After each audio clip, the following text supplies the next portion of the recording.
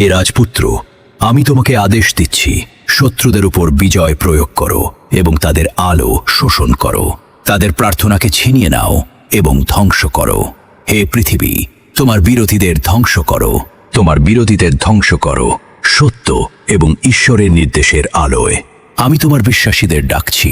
এটা কোনো সাধারণ মানুষের কথা নয়, এটা এক অন্ধকার কণ্ঠ, যে কণ্ঠ মানুষকে ধ্বংসের দিকে ডাকতে ডাক দেয়। প্রায় 3000 বছর আগে প্রভু সর্বশক্তিমান আবারও তার ধার্মিক বান্দাদের মধ্যে একজন সুলাইমান ইবনে দাউদ আলাইহিসসালামকে তার রসুল হিসেবে নির্বাচিত করলেন, যাতে তিনি বনি ইসরায়েলকে সত্য ও সমতা প্রদানের পথে আহ্বান জানাতে পারেন। সুলাইমান আলাইহিসসালাম ছিলেন এক মহান নৈতিক নেতা, যিনি শুধু যুদ্ধক্ষেত্রে নয়, মানবতা সেবায়ও প্রতিভাবান ছিলেন। তার হৃদয় ছিল পরিপূর্ণ বিশ্বাসে, তার বুদ্ধি ছিল আল্লাহর নির্দেশে পূর্ণ। শত্রুরা ছিল শক্তিশালী, কিন্তু আল্লাহর সাহায্যে সুলাইমান আলাইহিসসালাম তাদের মোকাবেলা করতেন অপ্রতিরোধ্য সাহসে। তার সাম্রাজ্য বিস্তৃত ছিল মানুষ, জন্তু ও পাখিদের উপর।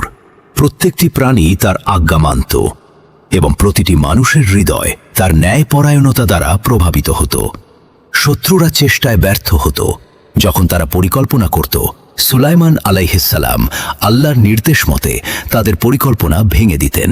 তিনি অতি ধৈর্যশীল ছিলেন, কেননা বিশ্বাসের শক্তি তার প্রতিটি পদক্ষেপকে পরিচালনা করত। আল্লাহ তাকে এমন ক্ষমতা দিয়েছিলেন যাতে তিনি মানুষের সাথে আলোচনায়, যুদ্ধক্ষেত্রে এবং শাসন ব্যবস্থায় সত্য এবং ন্যায় প্রতিষ্ঠা করতে পারতেন। শত্রুরা প্রতিনিয়ত চক্রান্ত করত, কিন্তু আল্লাহর সহায়তায় সব ব্যর্থ হতো। একদিন শত্রুরা এক বৃহৎ পরিকল্পনা করল।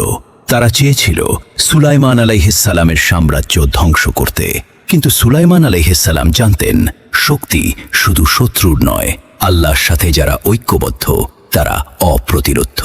তিনি আল্লাহর কাছে দোয়া করলেন, হে আমার প্রভু, আমাকে তোমার পথ প্রদর্শন করো, আমার প্রতিপক্ষকে বিভ্রান্ত করো, আমার মুমিনদের রক্ষা করো। আল্লাহ তৎক্ষণাৎ তার দায়িত্ব পালন করলেন। শত্রুরা হতাশ হয়ে ছড়িয়ে পড়ল। সুলাইমান আলাইহিসসালামের ন্যায়পরায়ণতা শত্রুদের হৃদয়েও প্রভাব ফেলল এবং অনেকেই তাদের পথ পরিবর্তন করল। সুলাইমান আলাইহিসসালাম শুধুমাত্র মানুষ নয়, প্রকৃতির সকল সৃষ্টির সাথে যোগাযোগ রাখতে পারতেন। পাখিরা তাকে খবর পৌঁছে দিত, প্রাণীরা তার আজ্ঞা মানত। এতে তিনি সহজেই শত্রুদের পরিকল্পনা জানতে পারতেন। একদিন আল্লাহর আজ্ঞায় তিনি এক বিশাল জলাধারের মাধ্যমে শত্রুদের ধ্বংসের পরিকল্পনা তৈরি করলেন।